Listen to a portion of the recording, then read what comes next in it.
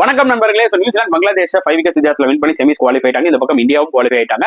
Unfortunately இந்த host Pakistan and இந்த பக்கம் பங்களாதேஷ் ரெண்டு டீமும் knock out of this champions trophy. இதை ஒரு ஓரமா வச்சுட்டு இந்த வீடியோல நம்ம ஸ்பெசிஃபிக்கா டிஸ்கஸ் பண்ண போற டாபிக் என்னன்னு பாத்தீங்கன்னா அபவுட் ரச்சின் ரவீந்திராஸ் மேட்ச் வினிங் 112.